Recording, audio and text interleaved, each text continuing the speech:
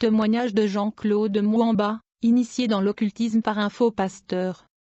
Bonjour, je suis le pasteur Claude Mouamba. Jésus m'a délivré des œuvres de l'obscurité. Je suis né et grandi dans une famille catholique. Je suis fils de Mouamba Chiboui. Mon père travaillait comme directeur dans le ministère de l'urbanisme et habitat dans l'hôtel de ville. Je suis né d'une famille de 4 enfants. Nous sommes de la tribu de Luba. Comme vous le savez, notre tribu est profondément attachée à des traditions. Nous étions dans les traditions et coutumes superstitieuses que nous appelons traditionnelles. Nous ne savions pas que ces traditions et coutumes auraient des répercussions dans nos vies. Nous avons donc grandi en mangeant sur 2 tables, la table du Seigneur et la table de Démon. Je veux dire qu'on allait régulièrement à l'église pour assister à la messe, et en même temps nous étions profondément dans les coutumes païennes et les traditions. Mais la Bible dit que tu ne peux pas manger sur la table du Seigneur et celle de Démon. Mon père était directeur urbain dans le gouvernorat de la ville de Kinshasa. Il était un politicien dans le régime du défunt président Mobutu, donc il était attaché à la superstition afin de rester au sommet de l'État,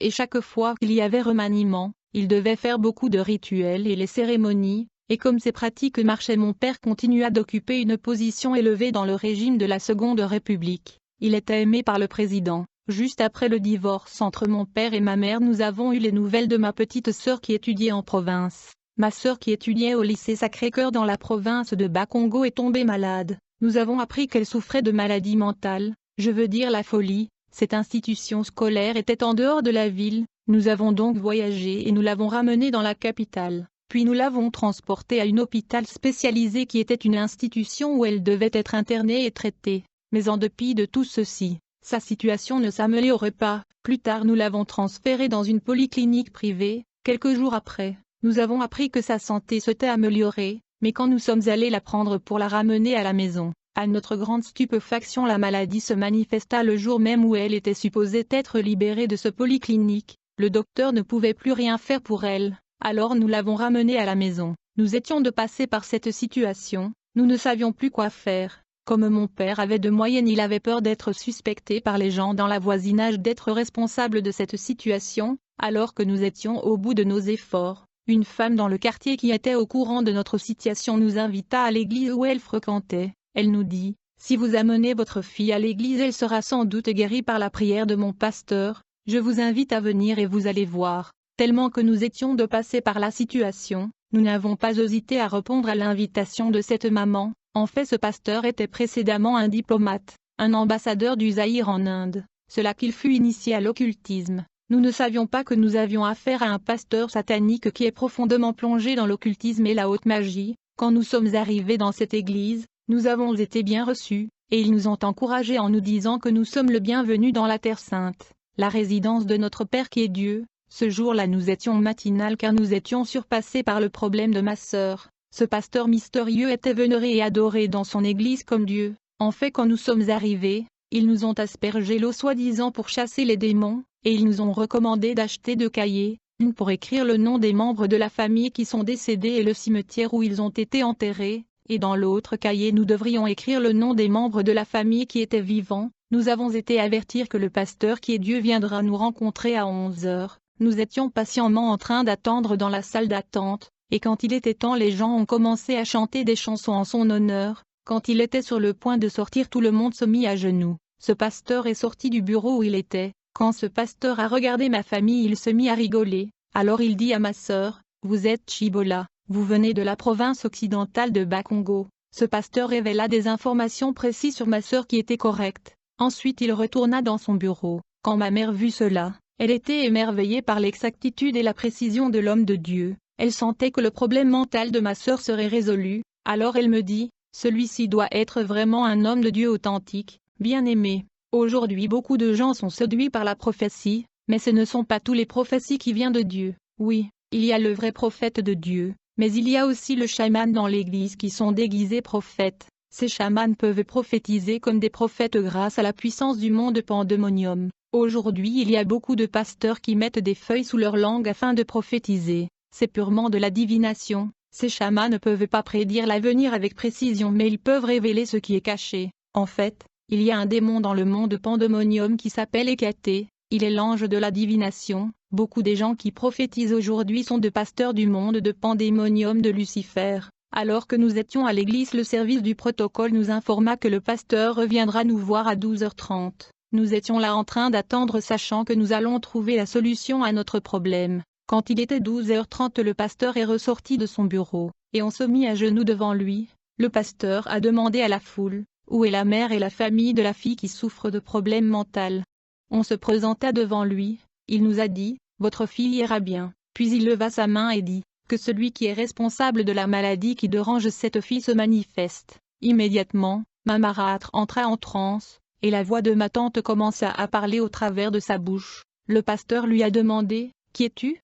Elle a répondu, je suis sa tante. J'ai pris le contrôle de sa vie quand elle était venue passer les vacances chez moi. Je l'ai fait quand je lui ai imposé ma main. Bien-aimé, je profite pour conseiller aux chrétiens de ne pas laisser tout le monde vous imposer la main, à moins que vous ayez une bonne connaissance de leur doctrine, car c'est extrêmement dangereux. Alors le pasteur dit à ma tante qui parlait au travers de la bouche de ma marâtre, puisque vous êtes responsable de cette maladie, je vous ordonne de le prendre et de quitter son corps. À ce moment même ma sœur a commencé à arracher ses cheveux avec ses mains. C'est quand elle a fini d'arracher tous ses cheveux de sa tête qu'elle a été guérie de la folie. Elle a retrouvé sa conscience. Elle a été délivrée de la folie. Ce qui est étrange, c'est qu'il n'y avait pas de sang. Bien qu'elle avait arraché tous ses cheveux, quand nous avons vu cette démonstration, nous avons cru être en face de Dieu lui-même. Je veux juste souligner que le diable ne peut pas guérir, mais il peut enlever une maladie en le remplaçant par un autre problème. Après la guérison de ma sœur, nous étions sur le point de donner au pasteur de l'argent, mais il a refusé. Il nous a dit, « Je suis Dieu, je n'ai pas besoin de votre argent. »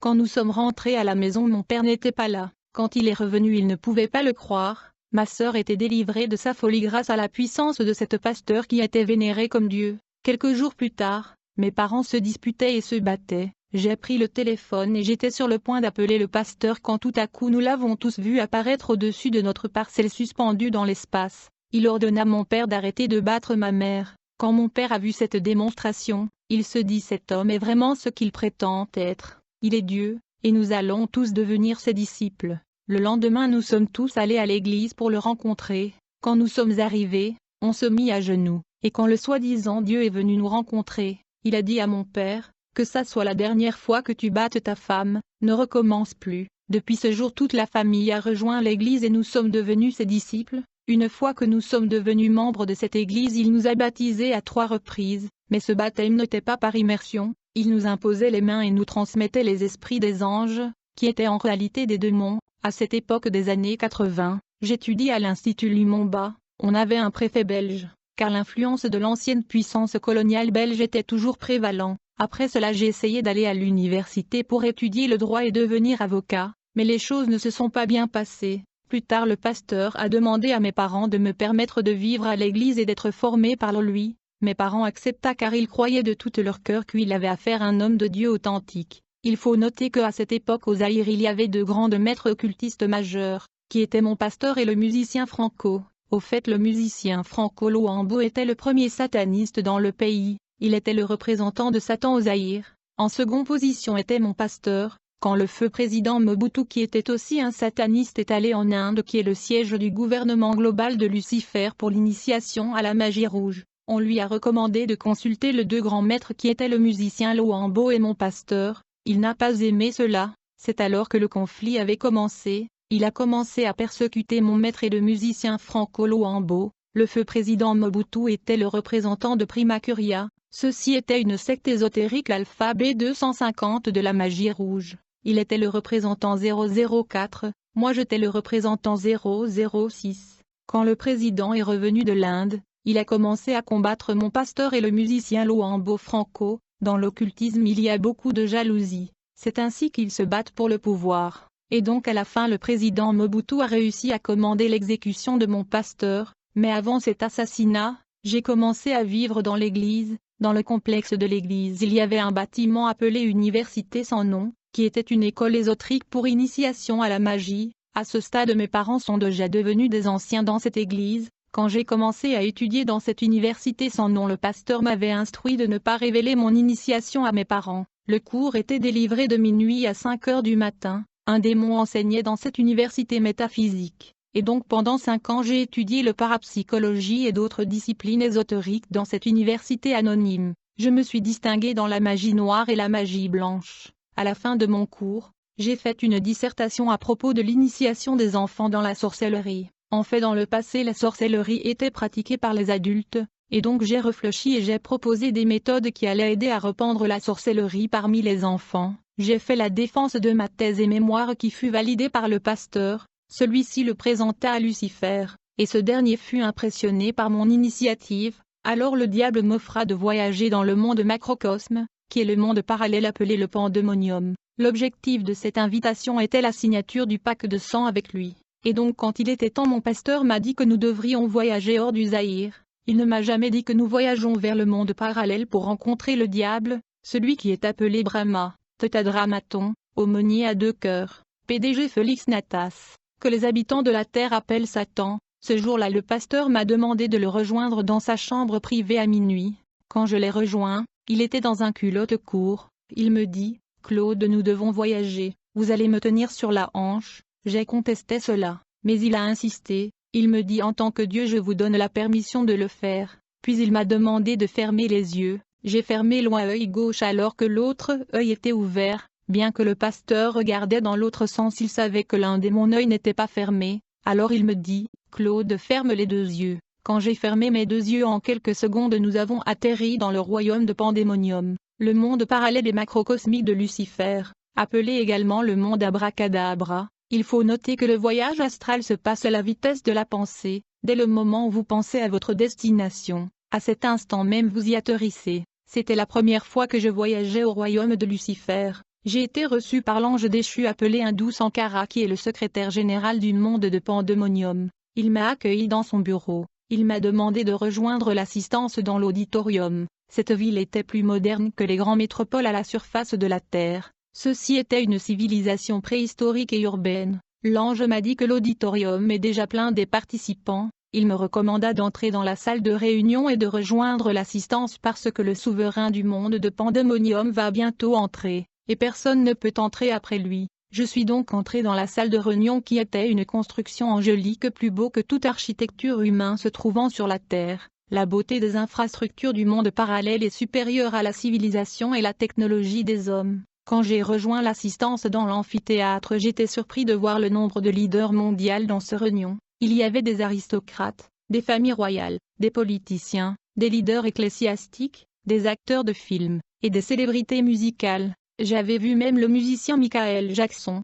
raison pour laquelle je conseille aux chrétiens de ne pas envier qui que ce soit dans ce monde, même pas des célébrités, parce que vous ne savez pas les réalités cachées. À l'intérieur de cet auditorium technologiquement avancé étaient des Noirs, des Blancs, des Chinois, des Indiens et toutes les races du monde entier. Quelques minutes après avoir pris place, nous avons été invités à se lever car le souverain du monde invisible était sur le point d'entrer. Quand il entra dans l'enceinte de cet auditorium, j'ai remarqué qu'il avait la ressemblance d'un jeune garçon de 20 ans. Il avait pris l'apparence d'un Européen. Il était tellement beau. Quand il est entré dans la salle, il signala l'assistance de ce maître. Immédiatement son directeur de cabinet, l'ange déchu au nom de Nabam, a commencé à s'adresser à l'assistance. Puis il a commencé à appeler les nouveaux venus à avancer vers l'estrade à tour de rôle pour signer le pacte avec le diable. Et quand il était mon tour, il appela mon nom, et je me suis levé. Puis il dit à l'assistance, « Nous vous avons réunis parce qu'au milieu de nous, il y a un jeune homme qui a mis en place une nouvelle méthode de propagation de la sorcellerie.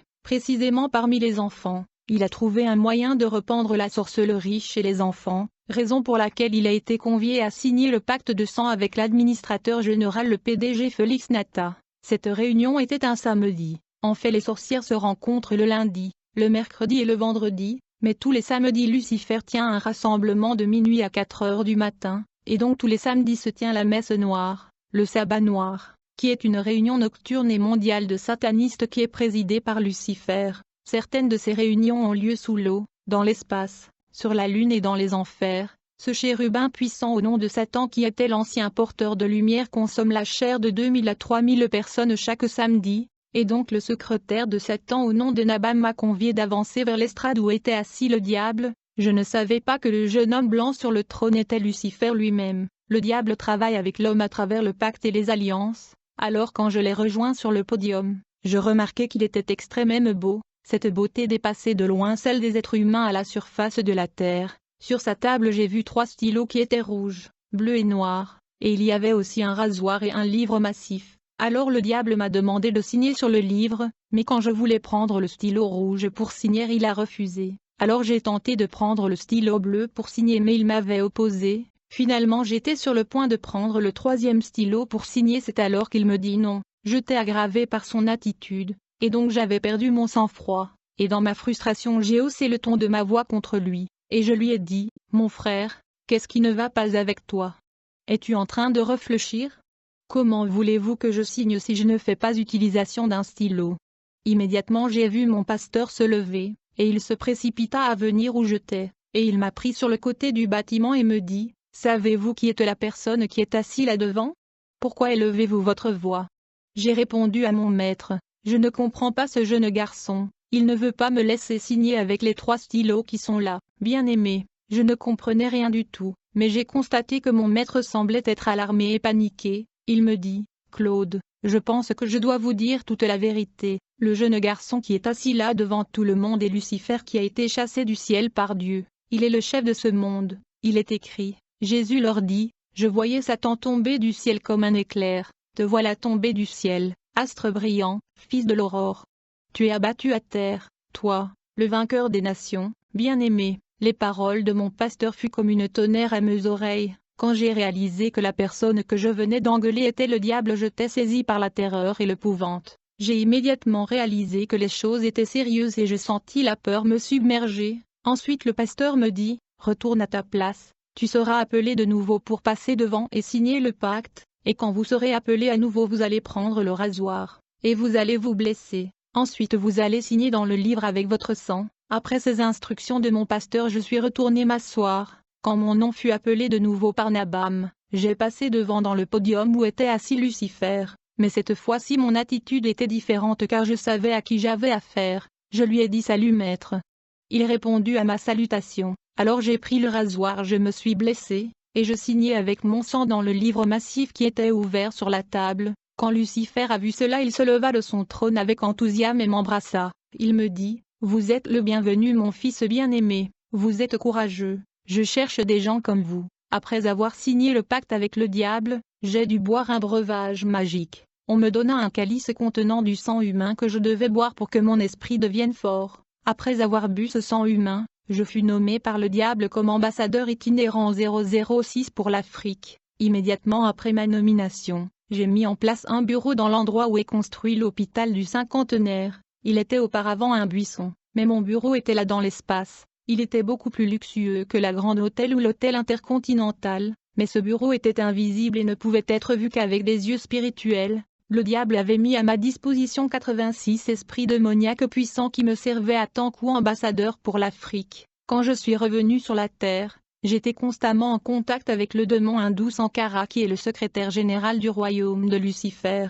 J'étais aussi en contact avec l'ange Nabam qui est le secrétaire et garde-corps de Satan. Je coopérais avec ces 2 anges comme le représentant de l'Afrique centrale. J'étais aussi en contact étroit avec la Dame de Fer, qui est la femme de Lucifer au nom de Maya. Et quand le diable se mettait en colère je courais vers elle pour qu'elle calme le diable. Nous nous souvenons tous de la chanson populaire chantée par le musicien Franco Luambo à propos de Maya. La plupart des gens pensaient qu'il chantait pour une de ses copines, mais il chantait pour cette entité qui est la femme de Lucifer qui réside dans la maison blanche de Lucifer sous l'océan. Je dormais souvent là-bas dans ce résidence qui se trouve à la rencontre de l'océan Indien et de l'océan Pacifique. En tant qu'ambassadeur je devais prendre part à des différentes réunions dans le monde macrocosmique de Satan, et pour le voyage interdimensionnel et la téléportation, nous avons 2 étoiles qui sont utilisées par les sorciers et les satanistes pour le déplacement. Nous avons ici 2 étoiles de 5 branches. Cette première est utilisée en magie noire. Elle est les cornes de Satan, ou la tête de Satan. Le 5 branches représente le 5 continents. Le sataniste peut donc voyager dans le 5 continents. Et la seconde étoile est utilisée dans la magie blanc pour le voyage interdimensionnel. L'hexagramme et la croix de Salomon, ceci est utilisé par le grand maître, et donc chaque lundi je participais aux réunions de la femme qui réside dans la lune. Cette déesse est adorée en islam et dans l'église catholique. Elle est la sirène la plus puissante de l'univers, elle est la reine du ciel, et elle habite aussi dans le second ciel, elle est la femme la plus puissante de l'univers. Elle est célébrée le 24 décembre. Après avoir signé le contrat de sang dans le monde de Pandémonium, je me suis mis à faire la magie du cirque. J'allais dans les écoles, Avec la permission des profs, j'ai réunissais les élèves dans la cour, j'ai faisais sortir du sucre et du milk dans la partie privée de femmes, et j'ai le donné aux élèves, qui consommaient ce sucre qui était en réalité la matrice de femmes. Avant de faire ces opérations, je criais abracadabra. Et tout le monde répondait bras.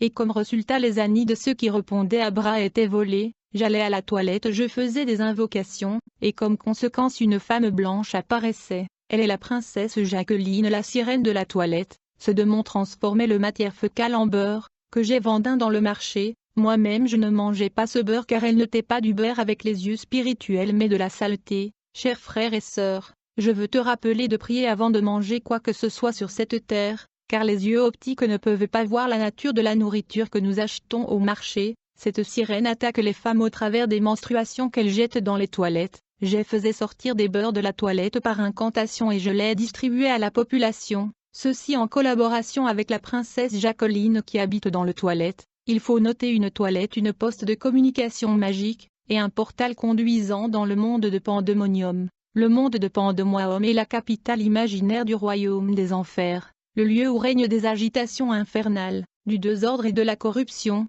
Il est aussi appelé le monde kabbalistique, qui veut dire ce qui présente un caractère obscur, énigmatique, étrange et mystérieux. Nous devons comprendre que l'armée du diable est organisée exactement comme les armées traditionnelles sur la terre. Dans le monde de Satan il y a la force aérienne, il y a la force maritime, il y a la force terrestre.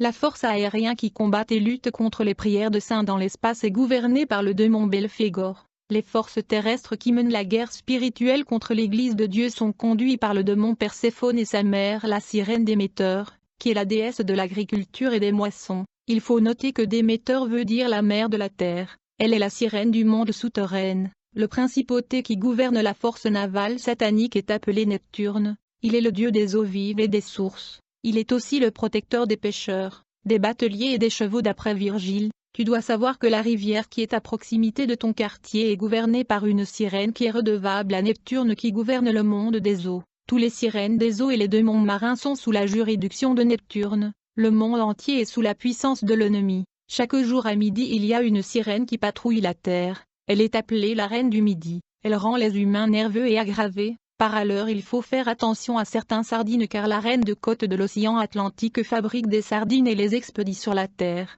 Ce principauté fait partie du force navale dirigée par Neptune. Toujours dans la force navale de Satan nous avons aussi une sirène qui est stationnée dans les toilettes appelée la sirène Jacqueline dans la magie musulmane. Elle est appelée Chance Magdalene dans la magie noire. Et dans la magie blanche elle est appelée Milan. Elle est la sirène de la toilette. Elle se considère comme membre de toutes les familles sur la terre car elle dispose des informations sur toutes les familles sur la terre. Elle habite dans les toilettes de toutes les maisons sur la terre. La toilette est une poste magique. Quand un sorcier vous rend visite pour la première fois il va se précipiter à aller dans la toilette pour recueillir des informations sur vous chez la sirène Jacqueline. Les sorciers font des incantations dans la toilette car c'est une poste magique et une portail vers le monde de Satan. Les sorciers écrivent des lettres et ils le jettent à la toilette. Dans le monde sous-marin il y a aussi la reine du sabbat qui opère le samedi, et qui se préoccupe de la séduction par les produits de beauté, de la mode et des habits séduisants. Elle distribue des habits, des lotions et parfums dans le monde des eaux.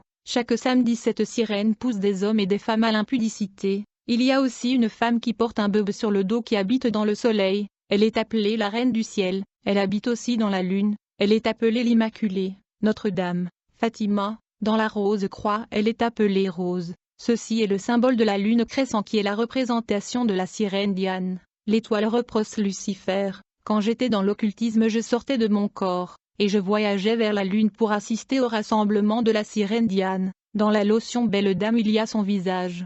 Parmi les forces navales de Satan il y a un sirène qui s'occupe de la technologie et des industries de production qui fabriquent des articles que nous utilisons sur la terre comme les vêtements, les lotions, les produits de beauté et les appareils électroménagers. Toutes les industries du monde sous-marin sont gouvernées par cette sirène au nom d'Athéna. J'avais participé à une messe noire en Inde, où elle présidait une réunion sur la fabrication de la voiture appelée Dada. J'ai pris part à une autre réunion qu'elle a tenue en Allemagne sur la conception du véhicule Mercedes et le véhicule Benz. Je n'ai jamais été en Allemagne physiquement, en tant qu'ambassadeur itinérant pour l'Afrique. C'était par le voyage astral que j'assistais à cette réunion de la sirène Athéna en Allemagne. Beaucoup des appareils, des articles, des vêtements, Des voitures que nous utilisions à la surface de la Terre sont conçues dans le monde sous-marin grâce à la sagesse et la puissance de la sirène Athéna, qui mettent des signes et des marques sur ces articles qui envoûtent l'humanité. Chers frères et sœurs, je vous rappelle de prier pour tout ce que tu achètes avant de l'utiliser, car le monde des eaux nous envoie des vêtements et des appareils électroménagers. Il y a diverses industries et usines de production dans le monde de 7 ans sous l'eau. La sirène Athéna est responsable des avancées technologiques que nous voyons à la surface de la Terre. La sirène Athéna était une déesse dans la mythologie grecque, identifiée à Minerve chez les Romains. Elle est la déesse de la sagesse, de l'industrie et de la stratégie militaire. Elle est la patronne des artisans et de l'artisanat. Elle est responsable de la poterie, des tissages, de la sculpture, des artistes et des maîtres d'école. Elle fait partie des 12 Olympiens. Il y a beaucoup de poudres et parfums conçus par les industries du monde des eaux. Ces poudres et parfums sont même utilisés dans le rituel magique, des parfums comme Soudan, de poudre comme déesse. Il y a aussi des poudres Jolissoir et le poudre Perlimpinpin qui est conçu par les sirènes, des produits de beauté comme Venise. La plupart des produits des maquillages et lotions sont contrôlés par les sirènes. Par ailleurs on se réunissait dans le rond-point Victoire avec les sorciers. Il y a une sirène dans ce rond-point de la capitale congolaise. On faisait l'incarnation macrocosmique supérieure, je veux dire on se transformait en des moustiques, et on se réunissait sur un arbre qui est dans ce rond-point avec le diable lui-même. Personne ne pouvait suspecter qu'un nombre des insectes dans l'arbre étaient des sorciers et satanistes en réunion.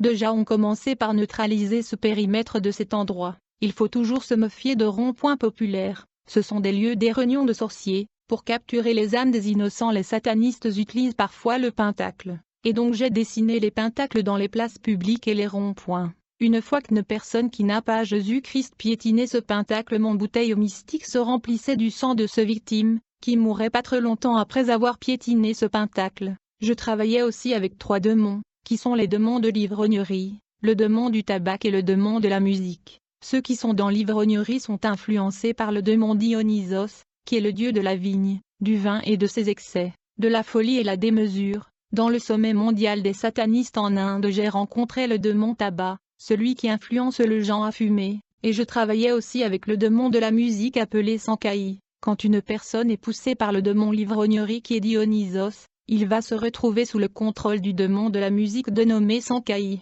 et enfin il sera manipulé par le démon tabac. Bien aimé, il faut savoir que le démon Moloch gouverne le monde dans le mois de décembre, qui est le mois de sacrifice et l'aspersion du sang humain. D'abord l'ange déchu au nom de Baal gouverne le monde au mois d'octobre, dans le mois de novembre le démon au nom de Caté gouverne le monde. J'ai dit que le mois d'octobre est gouverné par le dieu Baal, mais du mois de novembre au mois de janvier le sang humain est versé en grande proportion. C'est le démon Moloch qui suggéra ce politique. Je vous informe qu'il y a plusieurs installations des oléoducs, et des canalisations destinées au transport du sang humain allant de la surface de la terre jusqu'au monde de Lucifer sous la terre et sous l'eau. Ces canalisations vont directement aux citernes, aux cuves et aux réservoirs du sang dans le monde du diable. Pendant le massacre et le sacrifice humain de la fin de l'année le sang va de la terre jusqu'aux citernes et réservoirs du monde de Satan. Au fait la boisson du diable est le sang humain, et la nourriture du diable est la chair humaine. Le diable s'assure que les réserves de sang humain est pleine parce que c'est le vin dans le monde des esprits.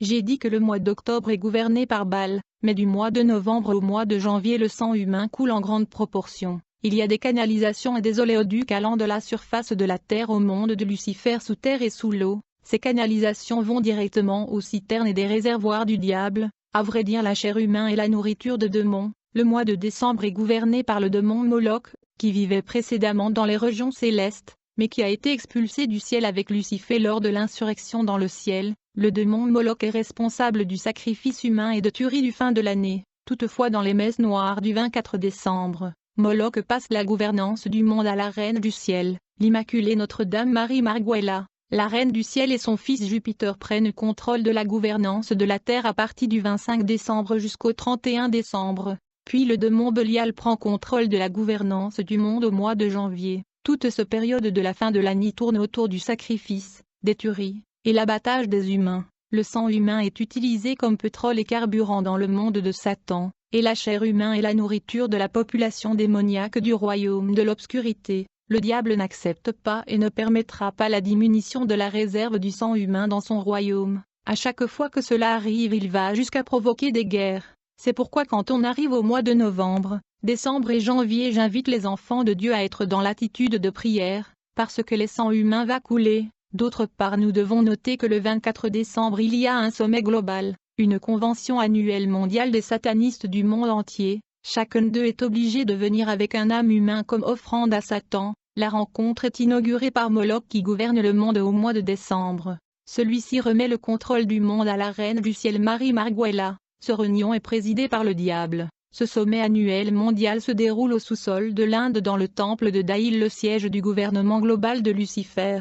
Dans cette réunion, les maladies qui devaient émerger sur la terre dans la région différentes sont déterminées. Les anges déchus et les principautés décident les guerres et conflits militaires qui seront implémentés dans différentes régions de la terre pendant la nouvelle année. Ils décident et programment des accidents de la circulation, des crashs des avions, des naufrages de bateaux qui sont tous des sacrifices humains. Ils programment aussi des catastrophes naturelles et des désastres qui vont frapper différentes régions du monde. Alors que les principautés et les anges déchus décident des événements mondiaux majeurs préjudiciables à l'humanité, le monde entier est en fête criant joyeusement Noël et bonne année.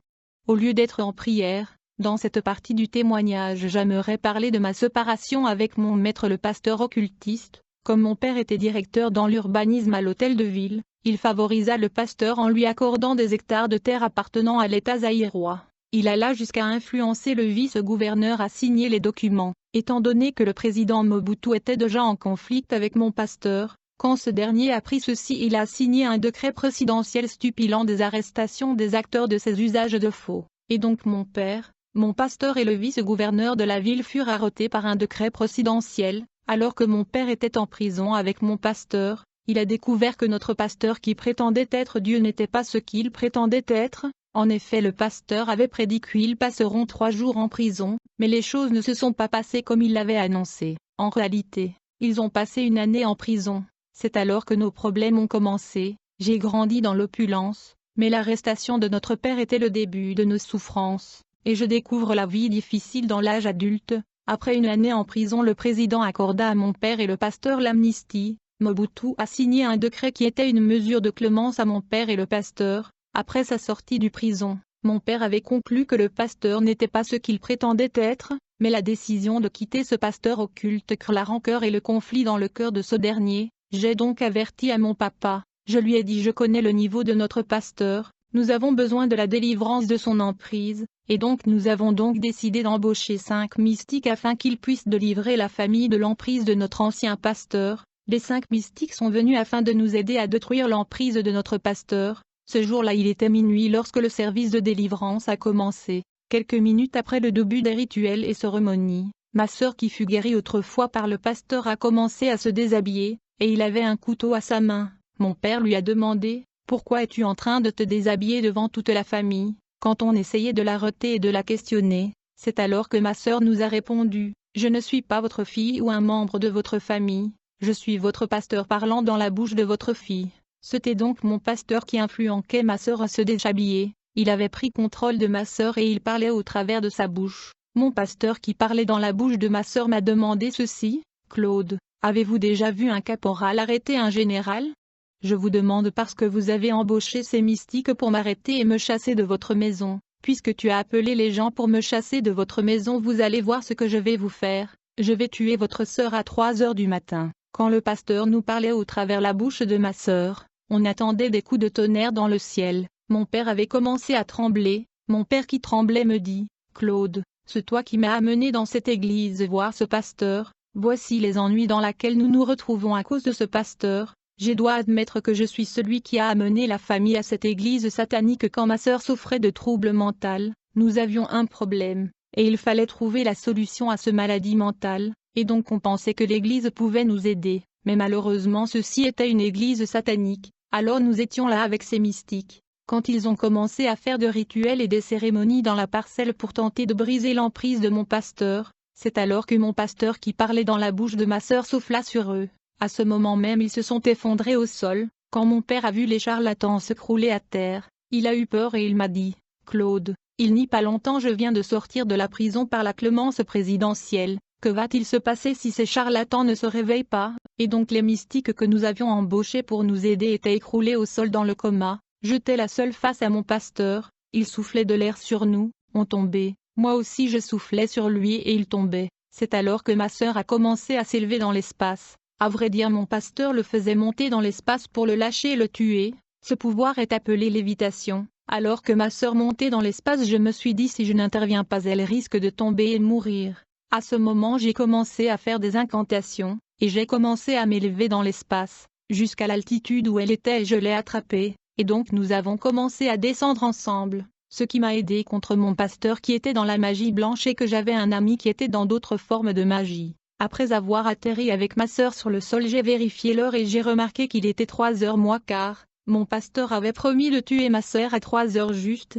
J'ai essayé d'employer le champ magnétique supérieur contre le pasteur. C'est alors qu'il me dit, « Claude, je suis celui qui vous a initié, vous êtes juste un étudiant, mais aujourd'hui votre sœur va mourir. » J'ai dit au pasteur, « Vous êtes celui qui a guéri ma sœur, mais je ne comprends pas pourquoi vous voulez la tuer. » Le pasteur me répondit, « Vous ne pouvez pas vous décider de me quitter de cette manière, c'est inacceptable. » À ce moment-là, nous étions à 5 minutes de l'heure promis par le pasteur de tuer ma sœur, et j'ai essayé tout ce que je savais mais rien ne marchait. C'est alors que je me suis souvenu d'un ancien sataniste au nom de Bakajika. Il était un prêtre, j'ai appris qu'il est déjà mort. Je me suis souvenu de ce sataniste à cause d'un incident qui se passa dans la messe noire dans le royaume de Lucifer, le pandémonium. Nous étions en plein réunion, et au milieu de la réunion l'ancien sataniste Bakajika leva sa main pour poser une question à Lucifer. Le diable lui a donné l'autorisation de parler. Le prêtre Bakajika dit au diable, « J'étais en affectation quelque part mais mes instruments furent détruits quand les gens avaient cité un nom. » Le diable dit au prêtre Bakajika, « Mon fils, n'ayez pas peur. Dis-moi quel est ce nom. » Alors le prêtre cita le nom de Jésus-Christ. Quand ce prêtre catholique avait cité le nom de Jésus-Christ dans ce réunion, nous étions tous effondrés au sol, et nous étions paralysés. Le trône de Lucifer a été détruit et brisé. C'était la première fois que je voyais le maître Brahma Lucifer au sol, et son trône métallique était détruit par la simple mention du nom de Jésus-Christ. Tout le gourou, les mystiques et satanistes étaient paralysés pour 45 minutes. Après 45 minutes au sol, j'ai vu Lucifer se relever, et il a dit au prêtre Bakajika, « À partir de maintenant je te défends de citer ce nom ici. » Le diable aimait beaucoup ce prêtre, c'est pourquoi il ne l'a pas tué. Mais dans le passé, d'autres satanistes qui avaient commis l'erreur de prononcer le nom Jésus-Christ devant le diable étaient tués. Quand nous retournions sur terre, le prêtre m'a demandé, « Comment un nom peut nous neutraliser de la sorte ?» Il m'a demandé, « Que pensez-vous de tout ceci, et ce que nous devons abandonner ?» Je lui ai encouragé à continuer, mais nous étions stupéfaits par ce qui se passa dans cette sabbat noire. Alors quand je me suis souvenu de cet incident, j'ai pensé à ce nom de Jésus-Christ, qui avait détruit le trône métallique de Satan, et nous avait paralysés tous pendant 45 minutes. Je me suis dit, ce nom de Jésus-Christ peut sauver ma sœur de ce pasteur. J'étais désespéré. Quand il était 3h moins 5 minutes, je me suis souvenu du nom cité par le prêtre catholique Bakajika, bien que j'étais encore un sataniste. Alors j'ai dit à mon pasteur, « Au nom de Jésus-Christ, lâchez ma sœur. » À ce moment ma sœur s'est effondrée sur le sol, et le pasteur occulte a déclaré, « Ne citez pas ce nom. » Mais mon père m'a dit, « Claude, répétez ce nom-là à nouveau, il ne peut pas le supporter. » Alors j'ai dit au nom de Jésus-Christ contre mon pasteur. En conséquence, l'esprit de mon pasteur dans le corps de mon sœur était neutralisé, et il fut incapable de tuer ma sœur. Ce jour-là, ma famille avait contemplé la puissance du nom de Jésus-Christ. La Bible dit, c'est pourquoi aussi Dieu l'a souverainement élevé, et lui a donné le nom qui est au-dessus de tout nom, afin qu'au nom de Jésus tout genou fléchisse dans les cieux, sur la terre et sous la terre, et que toute langue confesse que Jésus-Christ est Seigneur à la gloire de Dieu le Père. Malgré le fait qu'il a échoué de tuer ma sœur, le pasteur occulte a commencé à apparaître dans notre famille de manière paranormale. Nous avons commencé à voir des phénomènes inexpliqués. Il terrorisait la famille avec des étranges manifestations. Je devais trouver de l'aide face à tout ceci, donc je suis allé voir des prêtres catholiques, et je leur ai parlé à propos de la terreur et des phénomènes inexpliqués qui arrivent à la famille, et donc ils ont accepté de nous aider. Laisse-moi vous dire que j'étais toujours un sataniste à cette époque, mais le pouvoir de mon pasteur était plus élevé. Et comme il avait décidé de terroriser ma famille, et donc devait trouver de l'aide, plus tard les prêtres catholiques sont venus à la maison. Après avoir parlé à mon père, ils ont dessiné un cercle sur le sol. Il était minuit lorsque le service de délivrance a commencé. Quand la prière a commencé, immédiatement l'esprit de mon pasteur a commencé à se manifester à nouveau. Il parlait dans la bouche de ma sœur. Il a demandé aux prêtres catholiques, « Que voulez-vous faire ?» Les prêtres lui ont dit, « Nous voulons que tu quittes le corps de la jeune fille et tu laisses la famille tranquille. » Il les a répondu, « Je ne partirai pas de cette famille. parce que j'ai des comptes à régler avec eux. À ce moment-là, les prêtres catholiques ont tracé un pentacle au sol, et ils ont jeté l'eau bénite sur ma sœur. En revanche, mon pasteur souffla de l'air sur ces prêtres. Comme conséquence, je l'ai vu perdre l'équilibre, mais ils ne sont pas tombés comme le mystique qui était écroulé au sol. Après avoir retrouvé leur équilibre, ils m'ont dit: Claude, tu avais vraiment de gros ennuis, vous avez devant vous une puissance incroyable. C'est alors que le prêtre ont dit au pasteur: donne-nous votre numéro cabalistique. Le pasteur leur donna son matricule cabalistique qui était 006 et 15. Alors les prêtres ont engagé la bataille contre le pasteur pour l'expulser. Ils le brûlaient avec le feu, mais le pasteur les a résistés toute la nuit jusqu'au matin. Quand il était 4 heures du matin, les prêtres ont fait sortir le breuvire divin, et ils ont entouré ma sœur. Et quand ils ont sonné une sonnerie, ma sœur se mit à crier très fortement, comme si elle était brûlée par une flamme ardente. Puis le pasteur a dit au prêtre: laissez-moi partir, je veux partir. À ce moment, le prêtre nous a ordonné d'ouvrir la porte de notre parcelle. C'est alors que mon pasteur me dit: Claude, je laisse ta famille tranquille, mais tout ce que je vous demandais est de garder silence à propos de tout ceci, sinon il y aura des conséquences. Les prêtres catholiques avaient donc réussi à expulser le pasteur de notre famille. Bien-aimé, depuis ce jour-là je suis devenu proche des prêtres catholiques, et en cherchant la solution dans l'Église catholique, j'ai fini par être initié par ces prêtres dans la magie sacrée, qui est un branche de la magie blanche. La prochaine fois je parlerai de mon initiation à la magie sacrée, et mon conflit avec ces prêtres catholiques qui a été arbitré par la sirène sous le fleuve Congo. Après sa libération de la prison, le conflit entre mon ancien pasteur avec le prophète Mobutu continua. Ils étaient des gourous, des maîtres spirituels, ils étaient donc en conflit spirituel, ils se cherchaient, l'un voulait dominer l'autre. Mobutu envoyait les gens collecter les sables de la parcelle du pasteur pour utiliser ses empreintes digitales, mais le pasteur était tellement supérieur qu'il détruisait cela par la puissance du champ magnétique qu'il déployait. Plus tard, le pasteur révéla à la première dame que le président Mobutu n'était pas la personne qui prononçait le discours dans de réunions publiques. Il lui révéla que pendant le discours public son mari était à la maison dans sa chambre secrète, tandis que son double qui était un démon était celui qui délivrait des discours dans des meetings et réunions publiques. Le pasteur envoya la première dame d'aller vérifier pendant le discours public du président Mobutu, mais avant de l'envoyer vérifier cette mystère, le pasteur l'avait introduit dans le pentagramme pour la protection, et un jour quand le président Mobutu donnait un discours public, la première dame alla vérifier à la maison. C'est alors qu'elle trouva le prophète à la maison pendant que son double de livrait un discours dans la télévision.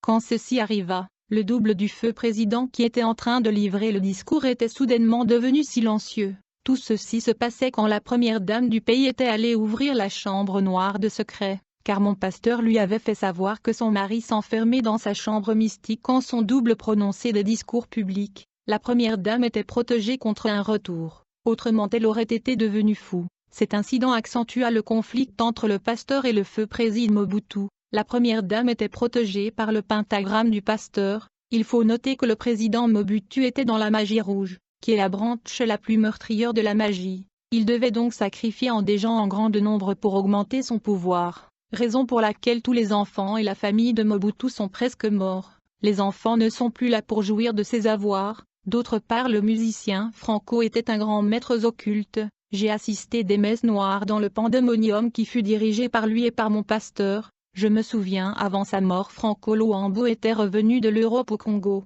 Il avait le problème de santé, et il disait à la télévision: j'ai abandonné toute chose et je reconnais que Christ Jésus est Seigneur. Mais mon soupçon est qu'il n'avait pas complètement tout abandonné.